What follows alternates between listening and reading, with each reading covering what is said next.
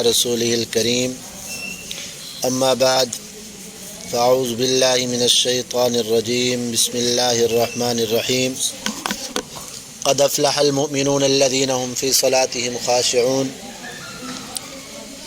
18واں پارہ شروع ہو رہا ہے۔ پہلی سورۃ المؤمنون ہے۔ اللہ تعالیٰ نے اس سورت کے اندر مومنین کی صفات بیان فرمائی ہیں کہ ایمان والوں کی کیا صفات ہونی چاہیے۔ قد افلح المؤمنون، ایمان والے کامیاب ہیں۔ ایمان نہیں ہے تو کامیابی نہیں ہے۔ دنیا کا عہدہ مل گیا، دنیا کے بادشاہ کیوں نہ بن گئے، لیکن ایمان سے خالی ہیں تو کامیابی نہیں ہے۔ سب سے پہلی شرط ہے ایمان۔ قد افلح المؤمنون، ایمان والے کامیاب ہیں۔ اللہ ایمان والوں کی صفات کیا ہیں؟ الذین هم فی صلاتهم خاشعون، اللہ تعالیٰ فرماتے ہیں وہ نماز خشوع اور خضوع کے ساتھ پڑھتے ہیں، وقار اور سکون کے ساتھ نماز پڑھتے ہیں۔ نماز کو عبادت سمجھ کے پڑھتے ہیں، نماز کو بوجھ سمجھ کے نہیں پڑھتے۔ کھڑے بھی پورے وقار سے ہوتے ہیں۔ خشوع کا مطلب یہ ہوتا ہے، خشوع اور خضوع دو لفظ ہیں کہ ظاہری اعضاء بھی پرسکون ہوں، ایسا نہیں کہ کبھی ہاتھ ادھر جا رہا ہے، کبھی ادھر جا رہا ہے اور کبھی ادھر جا رہا ہے، تو یہ سکون نہیں ہے۔ جو ہے نا اعضاء بھی پرسکون ہوں اور جو ہے دل کے اندر بھی اللہ کی عظمت ہو، دل بھی اللہ کی طرف متوجہ، اعضاء بھی پرسکون ہوں، اس کو کہتے ہیں خشوع اور خضوع۔ تو اللہ تعالیٰ فرماتے ہیں نمازیں خشوع اور خضوع سے پڑھتے ہیں۔ اور صفت یہ ہے کہ والذین هم عن اللغو معرضون، لغو باتوں سے وہ دور رہتے ہیں، اعراض کرتے ہیں، فضول باتیں جس کو کہتے ہیں۔ دیکھو باتیں تین قسم کی ہیں۔ ایک تو وہ باتیں ہیں جن کا نیکی ہونا بالکل واضح ہے کہ بھئی یہ نیکی کی بات ہے، جیسے ابھی میں باتیں کر رہا ہوں، نیکی کی باتیں ہیں۔ آپ کسی کو جو ہے نا باتیں کرتے ہیں اور یا سبحان اللہ تسبیحات پڑھتے ہیں، ایک تو یہ باتیں ہیں۔ دوسری وہ باتیں جن کا برا ہونا بالکل واضح ہے، برائی ہونا، گناہ ہونا بالکل واضح ہے، بری باتیں، کسی کی غیبت، کسی کا گلہ۔ اور تیسری باتیں وہ ہوتی ہیں جو نہ تو نیکی کی سمجھی جاتی ہیں اور نہ گناہ کی سمجھی جاتی ہیں، ان کو کہتے ہیں فضول باتیں۔ تو ایمان والوں کی نشانی یہ ہے کہ وہ اپنے وقت کو فضول باتوں میں ضائع نہیں کرتے، نہ کوئی فضول کام کرتے ہیں، نہ کوئی فضول باتیں کرتے ہیں۔ عن اللغو معرضون، اور والذین هم للزکاة فاعلون، اللہ نے جو مال دیا ہے وہ زکوٰۃ خوش دلی سے دینے والے۔ اور پھر والذین هم لفروجهم حافظون، اپنے ننگ کی حفاظت کرنے والے، زنا کے قریب نہیں جاتے، اپنی آنکھوں کی حفاظت کرنے والے، شرمگاہ کی حفاظت کرنے والے۔ والذین هم علی صلواتهم یحافظون، اپنی نمازوں کی حفاظت کرنے والے، نمازوں کو ضائع نہیں ہونے دیتے۔ والذین هم لاماناتهم وعهدهم راعون، اور جو امانتیں ان کے پاس ہیں اس کی رعایت کرنے والے، امانت ادا کرنے والے۔ اولئک هم الوارثون، اللہ فرماتے ہیں یہ لوگ جو ہے نا یہی جنت الفردوس کے وارث ہیں۔ جن کے اندر یہ علامات ہیں تو وہ ہیں پکے سچے مومن۔ جن کے اندر یہ ایمان جو علامات نہیں ہیں، مومن تو ہیں لیکن کمزور ہے، ناقص مومن ہے۔ کامل انسان وہ ہے جس کے سر سے لے کر پاؤں تک سارے جسم کے اعضاء صحیح سالم کام کر رہے ہوں۔ اگر ایک ٹانگ نہیں ہے تو اس کو انسان تو کہیں گے نا، کسی کی ٹانگ کٹی ہوئی ہے یا ہاتھ کٹا ہوا ہے، بازو، انسان اس کو بھی کہیں گے، لیکن وہ انسان کامل مکمل نہیں ہے۔ اس سے فائدہ اتنا نہیں ہوتا جتنا کامل انسان سے فائدہ ہوتا ہے۔ تو کامل ایمان والے وہ ہیں جن کی اللہ نے یہ صفات بیان فرمائی ہیں۔ اگر کوئی گناہ سرزد ہو جاتا ہے، ان میں سے کسی چیز میں کمی ہے تو ایمان ادھورا ہے، ناقص ہے، اس کو پورا کرنا چاہیے۔ اور اس کے بعد پھر اللہ نے مختلف انبیاء علیہ السلام کے واقعات بیان فرمائے ہیں، ان کی قوموں کا ذکر فرمایا ہے کہ انبیاء جب دنیا میں تشریف تھے، لوگ ان تشریف فرما تھے، لوگ اطاعت کرتے تھے، بعض لوگ ان کے جانے کے بعد انہوں نے جو ہے نا پھر آپس میں اختلافات شروع کر دیے، پھر کئی گروہ تک بندیاں ہو گئی ان کے اندر۔ آج اللہ معاف فرمائے، بدقسمتی سے ہم مسلمان بھی اسی کا شکار ہیں۔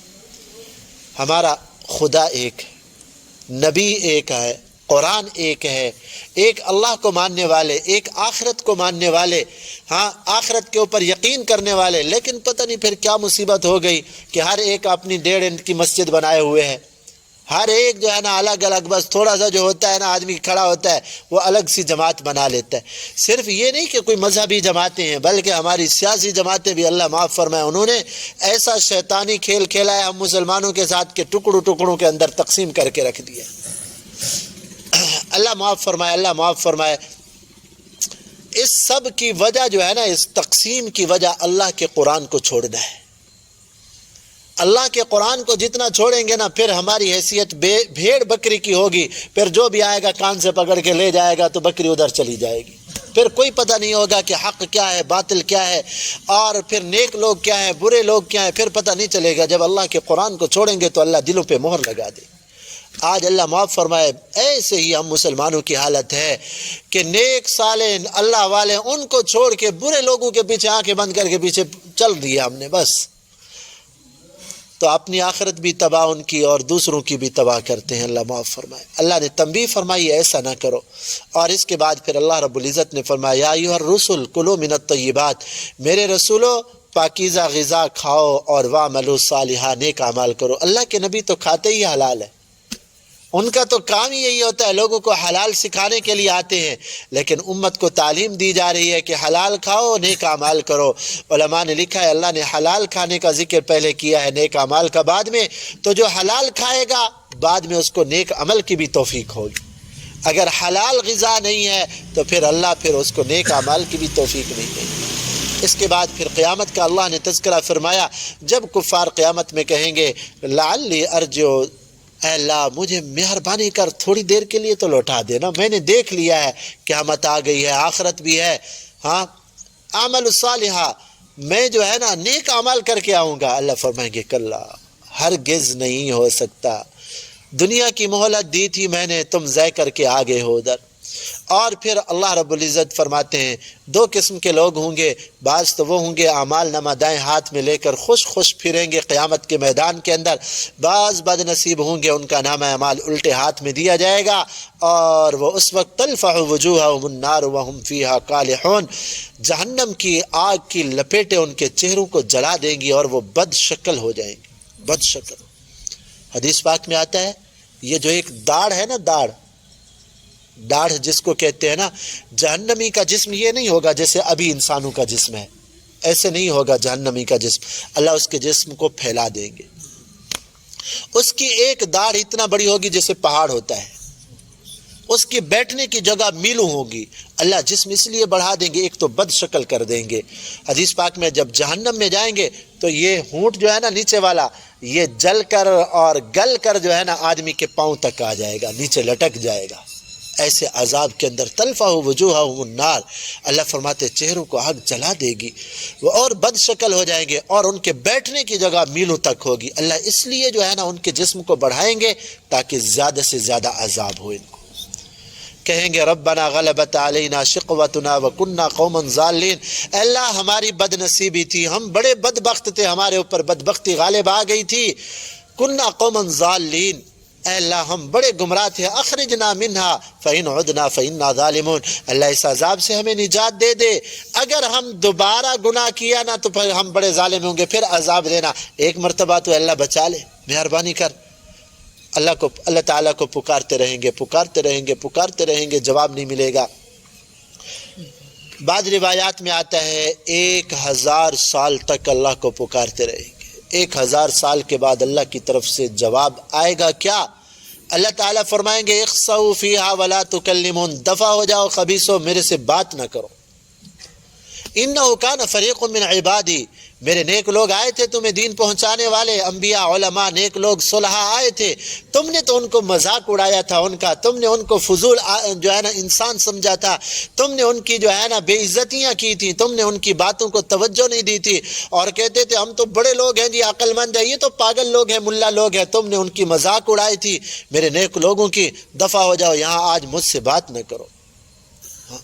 اللہ معاف فرمائے، اللہ معاف فرمائے۔ حدیث پاک میں آتا ہے قیامت میں اللہ بلائیں گے، مومنوں سے کہیں گے ہاں بھائی، قرآن کی آیت میں ہے کہ جب وہ قیامت میں اٹھیں گے تو آپس میں بات کریں، بھائی کتنا دن ہم ٹھہر کے آئے دنیا میں، لبثنا یوما، وہ کہیں گے بھائی دنیا میں ہم ایک دن کے لیے گئے تھے بس۔ ایک طرف دیکھو نا، ایک دنیا کی زندگی ہے، بھلے 1000 سال کیوں نہ ہو، پھر بھی تو محدود ہے نا، اس کی ایک حد ہے. آخرت کی زندگی کی کوئی حد نہیں ہے. تو وہ آپس میں کہیں گے بھی کتنا ٹھہرے، آدھا دن یا ایک دن. اللہ تعالیٰ مومنین سے فرمائیں گے ایمان والو دنیا میں کتنا ٹھہر کے آئے ہو؟ تو وہ بھی یہی عرض کریں گے اللہ دنیا میں ہم آدھا دن یا ایک دن ٹھہرے. اللہ تعالیٰ فرمائیں گے مبارک ہو، تمہیں مبارک ہو بھائی، تھوڑے سے وقت کے اندر، اس تھوڑے سے وقت کے اندر تم نے بہت بڑی تجارت کی، مجھے راضی کیا، آخرت کما کر آئے ہو، تم بڑا نفع کا سودا کر کے آئے ہو، مبارک ہو تمہیں، مبارک. آدھے دن، ہماری یہ زندگی جو ہے نا آدھا دن بھی نہیں بنتی آخرت کے مقابلے میں. تو اس آدھے دن کے اندر اللہ فرماتے تھوڑی سی مشقت اٹھا لو، آخرت میں مزے ہے. اور کافروں سے اللہ فرمائیں گے ہاں بھائی تم بتاؤ دنیا میں کتنا ٹھہرے؟ وہ کہیں گے اللہ ہم بھی آدھا دن ٹھہرے یا ایک دن. اللہ تعالیٰ فرمائیں گے بڑے بد نصیب ہو تم، اس آدھے دن کے اندر تم نے بہت بڑی نقصان والی تجارت کی، خواہشات کے اوپر عمل کر کے مجھے ناراض کر کے آئے ہو. تو اس کے بعد سورہ نور شروع ہوتی ہے. نور اس لیے کہتے ہیں، اس کے اندر ایک تو لفظ نور آیا ہے، دوسرا یہ جو احکامات ہیں ان کے اوپر بندہ زندگی گزارے تو یہ نور ہدایت ہے انسان کی. امی عائشہ صدیقہ رضی اللہ عنہ فرمایا کرتی تھیں بھائی اپنی عورتوں کو سورہ نور سکھایا کرو، اپنی عورتوں کو سورہ نور اس کا ترجمہ سکھایا کرو کہ اللہ نے کیا احکامات دیے ہیں سورہ نور کے اندر. اور مردوں کو سورہ مائدہ سکھایا کرو، اس کے اندر احکامات ہیں مردوں کے لیے خصوصاً. اللہ تبارک و تعالی نے سب سے پہلے یہ بات ارشاد فرمائی، دیکھو اللہ تعالیٰ نے انسان کی جائز خواہش پوری کرنے کے سارے انتظامات کیے. نکاح کا اللہ نے جو ہے نا ذریعہ رکھا اور نکاح کی ترغیب دی ہے. قرآن حدیث کے اندر اللہ نے ترغیب دی ہے نکاح کی. جائز خواہش پوری کرنے کا ایک راستہ ہے نکاح. اگر آدمی نکاح نہیں کرتا یا نکاح ہونے کے باوجود بھی پھر آدمی خواہش کو ناجائز طریقے پہ پورا کرتا ہے، زنا کرتا ہے، تو بڑا جرم ہے یہ. ایسا آدمی ماحول کے لیے، معاشرے کے لیے جو ہے نا بڑا جو ہے نا یہ خطرناک ہے. بے حیائی اس سے پھیلے گی تو اس کی سزا بھی پھر بڑی سخت ہے. زنا جس کا ثابت ہو جائے، زنا ثابت ہوتا ہے دو تین طریقوں سے. یا تو آدمی زانی خود آ کے اعتراف کرے جی مجھ سے زنا ہو گیا، یا چار آدمی بالکل اپنی آنکھوں سے دیکھے اس کو زنا کرتے ہوئے. جتنا سزا سخت ہے اتنا اللہ نے اس کے ثبوت کے شرائط بھی سخت رکھے. چار آدمی اپنی جو ہے نا آنکھوں سے دیکھے کہ واقعتاً اس نے زنا کر رہے ہیں، ایسے نہیں کہ مرد عورت اکٹھے بیٹھے ہوئے ہیں یا لیٹے ہوئے ہیں تب بھی جو ہے نا زنا ثابت نہیں ہوگا. ہاں بالکل اپنی آنکھوں سے دیکھے پھر زنا ثابت ہوگا. یا عورت غیر شادی شدہ تھی، کنواری عورت، اس کو حمل ظاہر ہو گیا، تب بھی یہ واضح ثبوت ہے کہ اس نے سے خطا ہوئی. تو اگر غیر شادی شدہ ہے اللہ تعالیٰ فرماتے ہیں پھر غیر شادی شدہ ہے تو اس کو سزا دو تاکہ دوسروں کو بھی عبرت ہو. کتنی 100 کوڑے لگاؤ ان کو. 100 کوڑے پھر ایسے نہیں لگاؤ کہ ایک کمرے میں بند کر کے لگاؤ، نہیں. اللہ تعالیٰ فرماتے وَلْيَشْهَدْ عَذَابَهُمَا طَائِفَةٌ مِّنَ الْمُؤْمِنِينَ. لوگوں کا مجمع اکٹھا کرو، سب کے سامنے ان کو سزا دو، 100 کوڑے لگاؤ تاکہ دوسروں کے لیے جو ہے نا عبرت ہو. آج اللہ معاف فرمائے، پہلے تو ہمارے ہاں مجرموں کو سزا ہی نہیں ہوتی. ہاں اگر مجرم کو کہیں سزا ملے بھی صحیح تو پتہ ہی نہیں کہ ملی بھی ہے کہ نہیں ملی، کیا پتا. اس لیے آج جرم اور گناہ چوپٹ کھلے ہوئے ہیں، جرم ختم ہونے کا نام ہی نہیں لے رہے. اسلامی احکامات ہوں تو اتنا بڑے جرم نہیں ہوا کرتے. آج تو اللہ معاف فرمائے بچے بھی محفوظ نہیں ہیں، معصوم چھوٹی سی بچیاں بھی محفوظ نہیں ہیں، بوڑھے بھی محفوظ نہیں، بوڑھیاں بھی محفوظ نہیں ہیں. گھر کے اندر جو ہے نا چار دیواری کے اندر آدمی محفوظ نہیں ہے. ایسے درندے جو ہے نا منہ کھول کے پھر رہے، کوئی پوچھنے والا نہیں. اللہ معاف فرمائے. اور پھر اللہ تعالیٰ نے فرمایا دیکھو زنا کی نسبت کرنا بھی تو بڑی بات ہے نا. تو اللہ تعالیٰ فرماتے والذین یرمون المحصنات، جس نے کسی پاک دامن مرد یا عورت پہ تہمت لگائی نا کہ اس نے زنا کیا ہے، تو شریعت اس کو مجبور کرتی ہے بھائی گواہ لاؤ اس بات کے. ایسے نہیں تم کہہ کے چلے گئے کوئی پوچھنے والا نہیں. آخر اس کی عزت کا مسئلہ ہے. کیوں کسی بھائی کی عزت کو تم نے خراب کیا ہے اور کیوں اس کی طرف زنا کی نسبت کی ہے؟ گواہ لاؤ، 4 گواہ لاؤ. اگر 4 میں سے 1 گواہ بھی کم ہوا تو شریعت کی نظر میں یہ آدمی جھوٹا ثابت ہوگا. اور اس جھوٹی نسبت کرنے والے کو سزا کتنا ملے گی؟ 80 کوڑے اس کو لگائے جائیں گے کہ کسی مسلمان کے بارے میں ایسے بات کیسے کرتے ہیں. آج اللہ معاف فرمائے ہماری زبانوں کو تالے ہی نہیں لگتے. بس جو بھی بات آتی ہے خصوصاً آج کے دور کے اندر سوشل میڈیا اور دوسری خرافات جو ہے نا، بس جو دل میں آیا کسی کے بارے میں بکواسات کر دی، کوئی پوچھنے والا ہی نہیں۔ یہ پتہ نہیں کہ اس کا حساب ہم نے اللہ کو دینا ہے۔ کسی مسلمان کے بارے میں برائی کی نسبت اگر کی ہے اور اس کو ثابت نہیں کر سکا تو اس کو 80 کوڑے لگائے جائیں گے۔ یہ تو عام آدمی کا بات ہے۔ کبھی آدمی اپنی بیوی کے اوپر زنا کی تہمت لگاتا ہے، اللہ نہ کرے ایسا کوئی معاملہ پیش آ جائے، تو وہاں تو پھر گواہ کیسے ہوں گے؟ اب زندگی اس کے ساتھ گزارنی ہے۔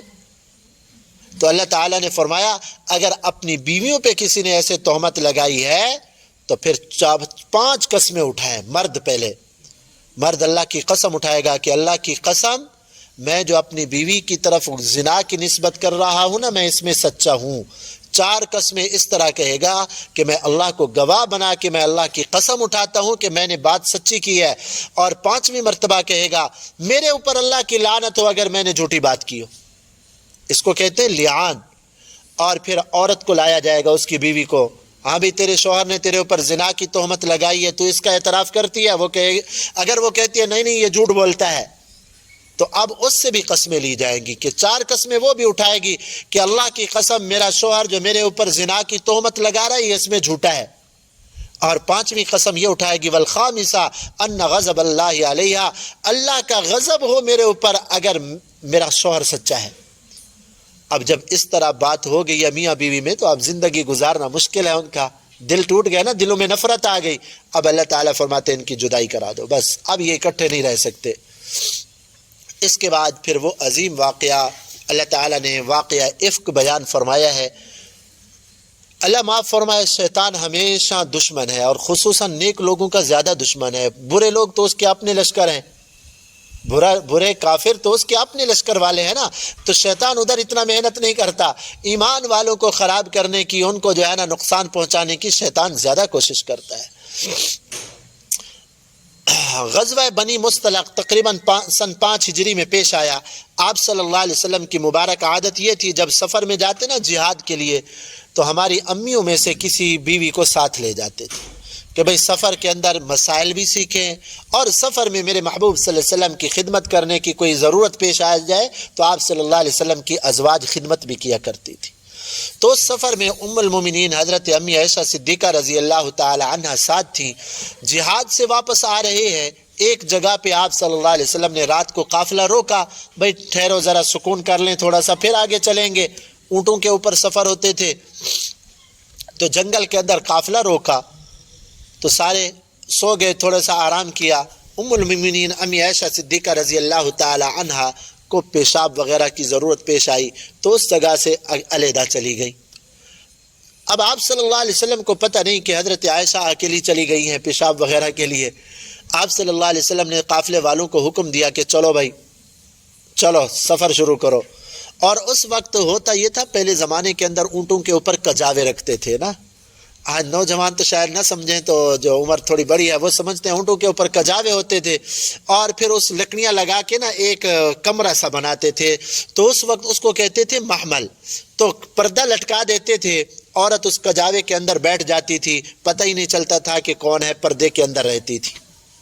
تو امی عائشہ صدیقہ رضی اللہ تعالی عنہ کا جو کجاوا تھا، پردہ لگا ہوا تھا، صحابہ نے سمجھا شاید ہماری امی اسی کے اندر بیٹھی ہوئی ہیں، انہوں نے اس کجاوے کو اٹھا کے اونٹ کے اوپر رکھ کے باندھ دیا اور قافلہ چل دیا۔ اب جب قافلہ چلا گیا، امی عائشہ صدیقہ رضی اللہ تعالی عنہ واپس تشریف لائی، دیکھا قافلہ نہیں۔ اب جنگل ہے، رات کا وقت ہے، اب کہاں تلاش کریں؟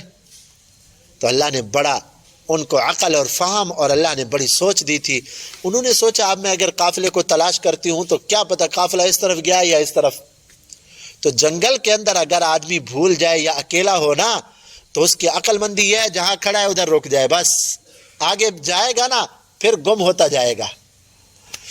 تو امی عائشہ وہاں بیٹھ گئی، انہوں نے سمجھا کہ آپ صلی اللہ علیہ وسلم کو آخر پتہ تو چلے گا نا کہ نہیں ہے، تو میری تلاش کے لیے آدمی کو بھیجیں گے۔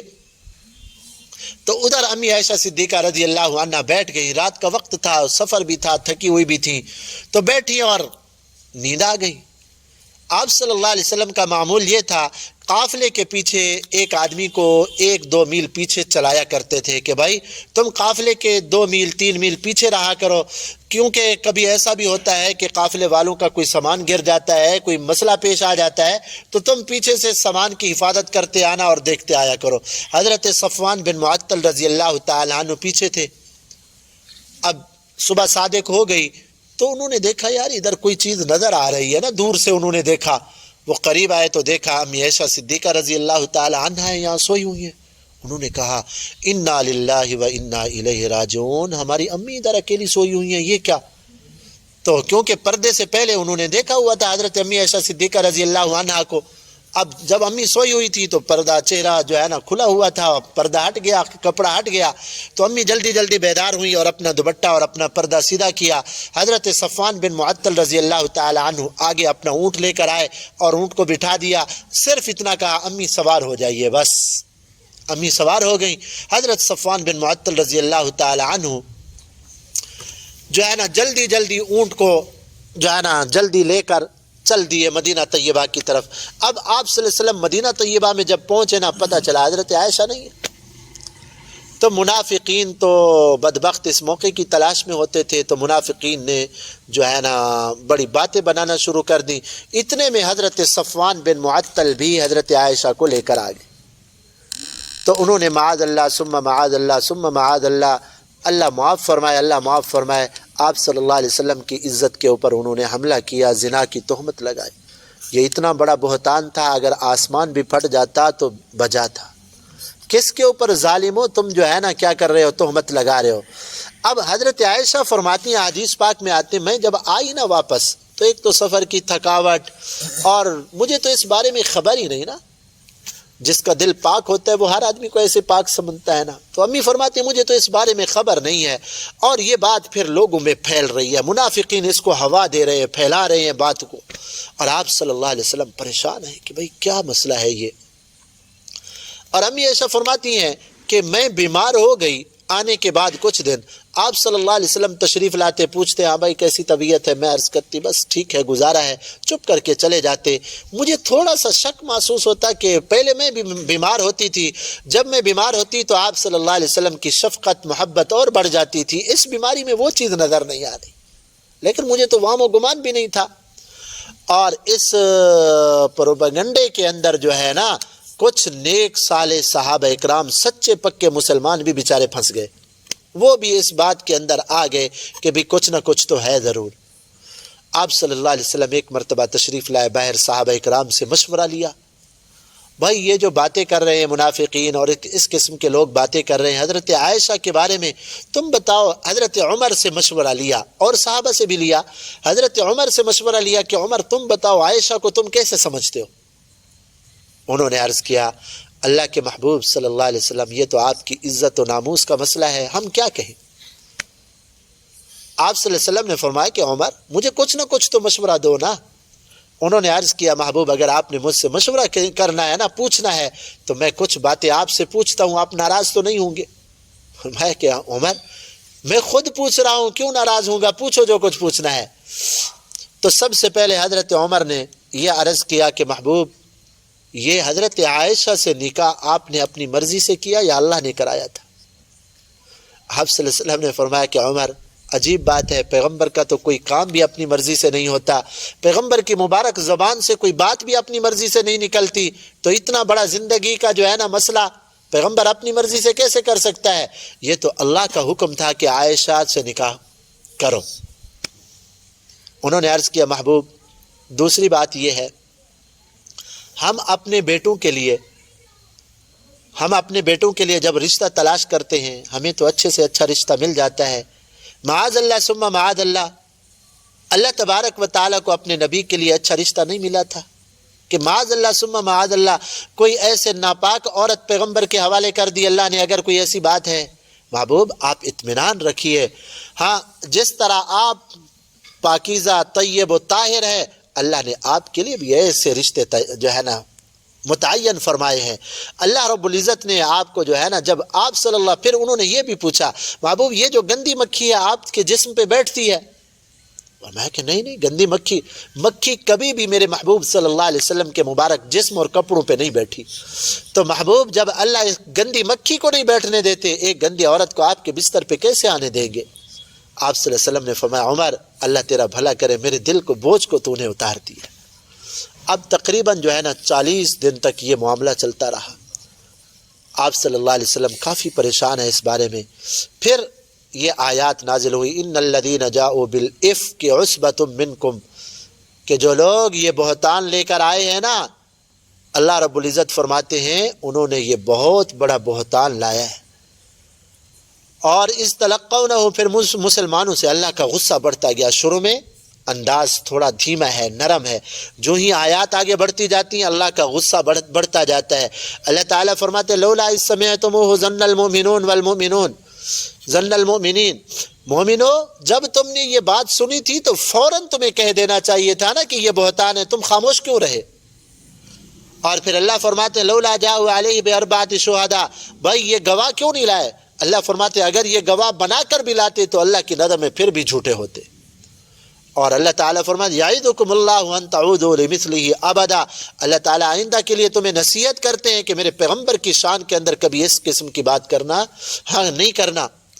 ھذا بہتان عظیم، بہت بڑا بہتان ہے. تقریباً 10 آیات اللہ تعالیٰ نے امی عائشہ صدیقہ رضی اللہ تعالی عنہا کی پاک دامنی میں نازل کی. کیا شان اور عظمت ہے. اور لوگوں پہ بھی تہمتیں لگی تھیں، اللہ نے ان کی پاک دامنی بیان فرمائی ہے، لیکن یہ انداز نہیں تھا. حضرت عیسیٰ علیہ السلام کی والدہ حضرت مریم پہ تہمت لگی، بچے نے گواہی دی تھی. حضرت یوسف علیہ السلام پہ تہمت لگی تو بچے نے گواہی دی. اور جب میرے مدنی کریم صلی اللہ علیہ وسلم کی ناموس اور عزت کی باری آئی، اللہ نے قرآن آسمانوں سے نازل فرمایا. یہ شان اور عظمت ہے. جو بھی امی عائشہ صدیقہ رضی اللہ تعالی عنہا کی عفت اور پاک دامنی کے اندر شک کرتا ہے، ایک تو تہمت لگانا، جو شک کرتا ہے اس کا اسلام سے ایمان سے کوئی تعلق نہیں، وہ قرآن کی ان آیات کا منکر ہے. اللہ تعالیٰ نے عام اصول بیان فرمایا الخبیثات للخبیثین والخبیثون للخبیثات. لوگوں جو ناپاک مرد ہوتے ہیں ان کی فطرت بھی ناپاک عورتوں کی طرف ہوتی ہے، میلان بھی ناپاک عورتوں کی طرف ہوتا ہے. ناپاک عورتوں کا میلان ناپاک مردوں کی طرف ہوتا ہے. گانا بجانے والی اور بے حیا فاحشہ عورتیں نیک ولی اللہ کے پاس نہیں جائیں گی. ہاں، اور با پردہ با حیا با شرم عورتیں جو ہے نا کبھی بے حیا لوگوں کی طرف نظر اٹھا کے بھی نہیں دیکھیں گی. اللہ نے یہ فطرت بنائی ہے. پاک لوگوں کی طرف جو ہے نا ان کا رجحان ہوتا ہے، اور بے حیا لوگوں کا رجحان بے حیا لوگوں کی طرف ہوا کرتا ہے. میرے محبوب صلی اللہ علیہ وسلم کی طہارت کے اوپر ساری دنیا قربان ہو جائے، آپ صلی اللہ علیہ وسلم کی عفت اور پاک دامنی کے اوپر ساری دنیا قربان ہو جائے. آپ صلی اللہ علیہ وسلم کے لیے اللہ نے رشتے بھی ایسے پاکیزہ جو ہے نا منتخب کیے ہیں. پھر اللہ تعالیٰ نے فرمایا یا ایھا الذین آمنوا لا تدخلوا بیوتا غیر بیوتکم، بھائی کسی کے گھر میں جانا ہو نا تو ایسے منہ اٹھا کے نہ چلے جایا کرو، بھائی یہ چچا کا گھر ہے، ماموں کا گھر ہے، یہ فلاں کا ہے. نہیں، پہلے جا کے اجازت مانگو. وتسلموا علی اہلھا، باہر کھڑے ہو کے سلام کرو پہلے، السلام علیکم، بھائی اندر آ سکتے ہیں نہیں آ سکتے، اجازت مانگو. اور اگر اجازت کا ایک طریقہ تو یہ ہے کہ کھلے الفاظ سے اجازت مانگو. اگر اجازت مل جائے تو چلے جاؤ، نہیں تو پھر اگر آنے جانے میں عام اجازت ہے نا، بسا اوقات بندے کو عام اجازت ہوتی ہے، ہاں، تو پھر باہر سے کچھ ایسے کھنکھار کے کوئی کھانسی کر کے جائے تاکہ اندر والوں کو پتہ چلے کہ باہر سے کوئی آ رہا ہے. یہ بھی انداز ہوتا ہے اجازت کا. پھر اللہ تعالیٰ نے فرمایا اگر تمہیں کہا جائے نا کہ بھائی اجازت نہیں ہے واپس چلے جاؤ، تو پھر ناراض نہیں ہوا کرو کہ بھائی ہمیں اجازت ہی نہیں دی، ہمیں بھگا دیا واپس. ہو سکتا ہے آدمی کی کوئی مصروفیت ہو، کوئی مشغولیت ہو، آدمی کی مجبوری ہو، نہ مل سکتا ہو، ناراض ہونے کی کیا بات ہے اس میں. اور پھر اللہ تعالیٰ نے فرمایا قل للمؤمنین یغضوا من ابصارہم، میرے مدنی کریم مومنین سے فرما دیجیے اپنی نظریں نیچے کر کے چلا کریں، آنکھیں پھاڑ کے نہ دیکھا کریں کہ بھی کون آ رہا ہے کون جا رہا ہے، اور اپنے ننگ کی حفاظت کریں. اور قل للمؤمنات یغضضن من ابصارہن، مومن عورتوں سے بھی کہہ دیں. ایسا نہیں کہ مومنات عورتیں تو پردے کے اندر ہیں لیکن دوسروں کو دیکھ رہی ہیں، وہ بھی اپنی نظریں نیچے رکھیں اور اپنی عزت و ناموس کی حفاظت کریں. اور پھر اللہ رب العزت نے فرمایا عورت جب باہر جائے اور عام حالات کے اندر اپنی زیب و زینت باہر ظاہر نہ کرے، زینت کی چیزیں ظاہر نہ کرے، زینت کی چیز چہرہ ہے، کسی کے سامنے چہرہ کھولنا جائز نہیں ہے عورت کے لیے، ہاں الا لبعولتہن او آبائہن، شوہر کو دکھا سکتی ہے اور ماں باپ کے سامنے چہرہ کھول سکتی ہے، اور اسی طرح جو ہے نا اپنے بھائی کے سامنے کھول سکتی ہے، بیٹوں کے سامنے کھول سکتی ہے، پوتوں کے سامنے کھول سکتی ہے، اور بہو ہے تو اپنے جو ہے نا سسر کے سامنے جو ہے نا اس کے لیے پردہ نہیں ہے اس کے سامنے، تو ان کے سامنے تو عورت پردہ نہ کرے، باقیوں کے سامنے اپنے چہرے کا پردہ کرے عورت کے لیے۔ اور حتیٰ کہ عورت کے لیے اتنا حکم ہے وَلَا يَضْرِبْنَ بِأَرْجُلِهِنَّ، پاؤں کے اندر اگر زیور پہنے ہوئے نا وہ بھی چھپا ہوا ہو، اور پاؤں بھی زور زور کے نہ رکھے کہ کہیں پاؤں زیور کی جو ہے نا آواز نہ آئے غیر محرموں تک۔ کتنا پاکیزہ ماحول قرآن دے رہا ہے، اور ایک ہم ہیں کہ کتنا غلیظ ماحول کے اندر ہم جا رہے ہیں۔ یعنی آج کل تو پردے کو کوئی دین کا مسئلہ ہی نہیں سمجھا جا رہا، کہتے جی کوئی مسئلہ ہی نہیں ہے۔ اللہ معاف فرمائے، اللہ معاف فرمائے۔ پھر اللہ تبارک و تعالی نے فرمایا کہ بھائی جو بے نکاح لوگ ہیں نا، جن کا نکاح نہیں ہوا، ان کا نکاح کیا کرو۔ اور شریعت نے نکاح کو اتنا آسان کیا، اتنا آسان کیا، شاید اتنا کوئی چیز اور آسان ہی نہیں۔ صحابہ اکرام آپ صلی اللہ علیہ وسلم سے بڑی محبت کرتے، جیتے مرتے آقا کے لیے تھے، لیکن جب نکاح کا معاملہ آتا تو بھائی عام حالات کے اندر آقا نے بھی نکاح کو آسان کیا۔ حضرت عبد الرحمن بن عوف جن کو آقا نے جنت کی خوشخبری دی ہے، آقا نے ان کو دیکھا جسم کے اوپر کوئی زردی لگی ہوئی ہے، عبد الرحمن جی صحیح نکاح کیا ہے کیا؟ جی نکاح کیا ہے۔ وہ بھائی ماشاءاللہ مبارک ہو۔ نکاح کے لیے کیا شرط ہے بھائی؟ نکاح کے لیے اتنا شرط ہے کہ شوہر اپنی بیوی کو 2 وقت کا کھانا دے سکتا ہو اور حق المہر ادا کر سکتا ہو۔ اور نکاح کے لیے کتنے مجمع کو بلانا چاہیے؟ 2 گواہ بس کافی ہیں۔ 2 گواہوں کی موجودگی کے اندر ہاں میاں بیوی نے ایجاب قبول کر لیا، مرد کہے میں نے نکاح کر لیا، عورت کہے ٹھیک ہے جی میں نے قبول کر لیا، ہو گیا نکاح، چلو بھائی اللہ اللہ خیر صلاح۔ اور ولیمے میں کتنا کھلانا چاہیے؟ ولیمے میں کیا کھلانا چاہیے؟ ولیمے میں حسب توفیق جتنے آدمی سے ہو سکتا ہے کھلا دو۔ آپ صلی اللہ علیہ وسلم ایک مرتبہ نکاح کیا ہے سفر کے اندر، صحابہ سے فرمایا کہ بھائی سفر کے اندر میرے پاس تو ابھی ہے اتنا کچھ نہیں کھلانے کے لیے، ولیمہ کرنا ہے، تمہارے پاس کچھ ہے؟ جی یا رسول اللہ کچھ ہے۔ آقا نے فرمایا چلو بھائی کچھ جو میرے پاس ہیں کھجوریں ہیں تم بھی لے آؤ، دسترخوان بچھا دو اور تھوڑی تھوڑی چیزیں رکھ دو، چلو یہ آپ صلی اللہ علیہ وسلم کا ولیمہ ہے۔ کتنا نکاح آسان کیا ہے۔ آج اللہ معاف فرمائے ہم نے نکاح کو اتنا مشکل کر دیا، اتنا مشکل کر دیا، اور آج کے دور کے اندر زنا آسان ہے، بے حیائی آسان ہے، فحاشی کو عام کر دیا، اور نکاح کے اوپر ایسی پابندیاں، رسومات اور پتہ نہیں کیا کیا۔ آپ صلی اللہ علیہ وسلم نے فرمایا بچہ اور بچی جب جوان ہو جائیں اور جو ہے نا ان کے مناسب رشتہ مل جائے، فرمایا اس کی جلدی نکاح کر لیا کرو، اگر نکاح نہیں کرو گے تو بڑا فتنہ ہوگا۔ پھر ذہن میں یہ بھی خیال آتا ہے کہ بھئی ابھی تو ہم فقیر ہیں، کچھ بھی نہیں ہے، تو کیا کیسے کھلائیں گے؟ اللہ تعالیٰ فرماتے ہیں نکاح تو تم کرو نا، ہاں ان یکونوا فقراء، اگر تم نکاح کرو گے فقیر ہوو گے نا تو نکاح کی برکت سے اللہ تبارک و تعالیٰ یغنیہم اللہ، اللہ تمہیں غنی کر دیں گے۔ ہاں ایک ہمارا ذہن ہے، ایک اللہ کا فرمان ہے۔ ہمارا ذہن تو جھوٹا ہے، ہماری چیز تو جھوٹی ہے۔ ہم کہتے پہلے پیسہ آئے گا بعد میں نکاح کریں گے، اللہ تعالیٰ فرماتے کرو نکاح پیسہ میں دے دوں گا، نکاح کرو پیسہ میں دے دوں گا۔ علماء لکھتے ہیں کہ اولاد جو ہے نا، اولاد یہ شوہر کے ماتھے کے اندر ہوتی ہے، یعنی اولاد شوہر کی وجہ سے ہوتی ہے، اور مال جو ہے وہ بیوی کی وجہ سے ہوتا ہے۔ تو آدمی نکاح کرے گا، بلکہ جتنا نکاح کرے گا اللہ اتنا مال کے اندر وسعت عطا فرمائے۔ بلکہ ایک واقعہ آتا ہے، ایک صاحب یا رسول اللہ میں بڑا غریب آدمی ہوں، فقیر ہوں، فرمایا نکاح کرو۔ اس نے ایک نکاح کیا، پھر آیا یا رسول اللہ کچھ دنوں کے بعد، یا رسول اللہ حالات ویسے ہے تنگ، نکاح بھی کیا ہے حالات بدلے نہیں ہیں، فرمایا اور نکاح کرو۔ اس نے اور نکاح کیا، کچھ عرصے کے بعد پھر آیا یا رسول اللہ ابھی بھی وہی مسئلہ ہے، فرمایا اور نکاح کرو۔ اس نے اور تیسرا نکاح کیا، پھر آیا یا رسول اللہ مسئلہ وہی ہے ابھی تک، فرمایا اور کرو چوتھا نکاح۔ جب چوتھا نکاح کیا اللہ نے رزق کے دروازے کھول دیے۔ فرمایا پوچھا بھائی کیسے حال؟ یا رسول اللہ اب تو اتنا ہے سنبھالا ہی نہیں جاتا۔ تو اللہ نے نکاح کے اندر غنا کا وعدہ رکھا ہے، ہاں بشرطے کہ فضول خرچیاں نہ ہوں۔ ہماری دیکھو میرے بھائی، اگر پہلی اینٹ ہی ٹیڑھی ہوگی تو عمارت کبھی بھی سیدھی نہیں ہوگی۔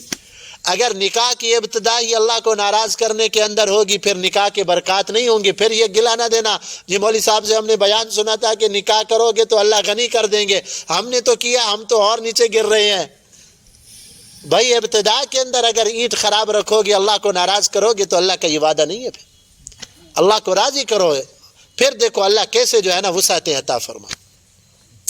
اور پھر اللہ رب العزت نے اس کے بعد جو ہے نا ایمان والوں کا اور کفار کے اعمال کا ذکر کیا.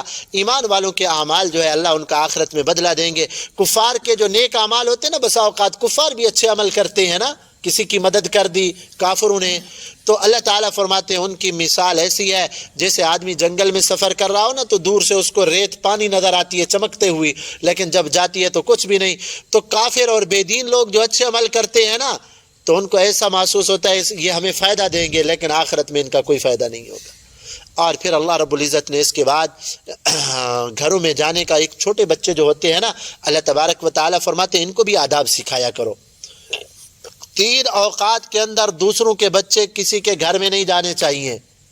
لِيَسْتَأْذِنْكُمُ الَّذِينَ مَلَكَتْ أَيْمَانُكُمْ وَالَّذِينَ لَمْ يَبْلُغُوا الْحُلُمَ مِنْكُمْ 3 مرات من قبل صلاة الفجر وحين تضعون ثيابكم. اللہ تعالیٰ فرماتے ہیں 3 اوقات کے اندر چھوٹے بچوں کو بھی سکھاؤ کہ بھئی دوسرے کے گھر میں جانا ہے تو بغیر دروازہ بجائے نہ جایا کرو. 3 اوقات کون سے؟ جو آدمی کے آرام کے اوقات ہوتے ہیں. صبح سے پہلے, صبح کے سے پہلے جو ہے نا, رات کو اگر اٹھ گئے نا کہ بچہ دوسرے کے گھر میں جانا چاہے, اسے کہو بھائی ایسے نہیں جاؤ, دروازہ بجاؤ کہ گھر والوں کے سونے کا ٹائم ہے. اور پھر دوپہر کے وقت بھی اللہ تعالیٰ فرماتے وَحِينَ تَدْعُونَكُم مِّنَ الظَّهِيرَةِ. دوپہر کے وقت عرب کی گرمی ہوتی تھی نا, تو گھروں کے اندر جب مرد سوتا ہے تو عام طور پہ جو ہے نا قمیص اتار کے, ہاں شلوار کے اندر سوتے ہیں, کوئی بنیان پہن کے سوتا ہے نا. تو اللہ تعالیٰ فرماتے وہ بھی سونے کے اوقات ہے, اس میں بھی چھوٹے بچوں کو بھی سکھاؤ بھی دوپہر کے وقت کسی کے گھر جاؤ تو بھی اجازت لے کر جاؤ. وَمِن بَعْدِ صَلَاةِ الْعِشَاءِ, عشاء کے بعد اگر کسی کے گھر جانا ہے تب بھی اجازت لے کے. واہ میرا اللہ, کتنا پیارے اصول اللہ بیان کر رہے ہیں. اللہ کی قسم ان اصولوں پہ ہم زندگی گزاریں تو کیسا مزہ آئے گا. اور پھر اللہ تعالیٰ نے فرمایا لا تجعلوا دعاء الرسول بینکم کدعاء بعضکم بعضا. میرے مدنی کریم صلی اللہ علیہ وسلم کی شان اور عظمت کو سامنے رکھو. ایسے نہ بلایا کرو جیسے تم ایک دوسرے کو نام لے کے پکارتے ہو. ہم ایک دوسرے کو بلاتے ہیں, وہ بھائی ادھر آؤ, تو آپ صلی اللہ علیہ وسلم کو اس طرح بلانے کی اجازت نہیں, بہت بڑا گناہ ہے. اور ہم ایک دوسرے کو نام لے کے پکارتے ہیں, آپ صلی اللہ علیہ وسلم کو بھی یا محمد کہہ کے پکارنا بے ادبی ہے. قرآن مجید کے اندر اللہ نے کہیں بھی یا محمد کہہ کے نہیں فرمایا. یا موسیٰ, یا عیسیٰ, یا آدم, یا نوح, یا داود, دوسرے انبیاء کے لیے اللہ تعالیٰ نے یہ ارشاد فرمایا ہے, نام لے کے پکارا ہے. لیکن میرے مدنی کریم صلی اللہ علیہ وسلم کے جب نام کی باری آئی ہے تو اللہ تعالیٰ نے فرمایا یا ایھا المزمل, یا ایھا المدثر, یاسین میرے محبوب, یا ایھا النبی. اور پھر صحابہ اکرام سے ادب سیکھیں, یا رسول اللہ, یا حبیب اللہ, یا نبی اللہ. اگر سوال کرتے نا آپ صلی اللہ علیہ وسلم کے سامنے آ کے ایسے ادب سے بیٹھتے, عرض کرتے یا رسول اللہ ہمارا یہ مسئلہ ہے, آپ ہمیں یہ مسئلہ بتائیں, یا رسول اللہ ہمیں یہ بات سمجھا دے. آواز نیچی ہوتی تھی اور بڑے ادب و احترام سے بلایا کرتے تھے. اور پھر اللہ رب العزت نے اس پارے کے آخر کے اندر سورت شروع ہوتی ہے فرقان. فرقان قرآن مجید کا نام ہے. فرقان کا معنی حق اور باطل کے درمیان فرق کرنے والا, تو قرآن ہی تو فرق کرتا ہے نا حق اور باطل میں, اس لیے قرآن کا نام جو ہے فرقان بھی ہے. تبارک الذی نزل الفرقان, برکت والی وہ ذات ہے جس نے فرقان نازل کیا ہے قرآن. اور پھر اللہ نے دلائل قدرت بیان فرمایا. کفار اعتراض کرتے تھے آپ صلی اللہ علیہ وسلم اور قرآن کے اوپر کہ یہ کیسا پیغمبر ہے کہ جو بازاروں میں بھی چلتا پھرتا ہے, کھاتا پیتا بھی ہے, بیوی بچے بھی ہیں. پیغمبر تو وہ ہونا چاہیے تھا, نہ اس کی اولاد ہوتی نہ کھاتا پیتا. بڑے عجیب لوگ, ہاں, کہ بھائی جب پیغمبر انسان ہے تو انسانی ضروریات تو ہوں گی نا. تو نیک لوگوں کے اوپر آج بھی اعتراض ہوتے ہیں, یہ کیسا مولوی ہے, کبھی ادھر کبھی ادھر, یہ فلاں. ہاں, یہ اس قسم کے اعتراض کافر کیا کرتے تھے پیغمبروں کے اوپر. یہ وراثت میں ملے ہیں. نمازیں بھی امام کے پیچھے پڑھیں گے, گلے بھی کرتے ہیں بعض لوگ. اللہ ہدایت عطا فرمائے. اور پھر اس کے بعد اللہ رب العزت نے فرمایا تبارک الذی ان شاء جعل لک خیرا من ذلک جنات. میرے مدنی کریم, یہ اللہ رب العزت نے نیک لوگوں کے لیے جنتیں بیان فرمائی ہے, جو ہے نا تیار فرمائی ہے. لہم فیہا ما یشاؤون, اس کے اندر ہمیشہ رہیں گے, اللہ نے یہ وعدہ کر کے رکھا ہے. 18واں پارہ انہی ہدایات پہ ختم ہوتا ہے. اللہ تعالی ہمیں بھی عمل کرنے کی توفیق عطا فرمائے. الحمد للہ.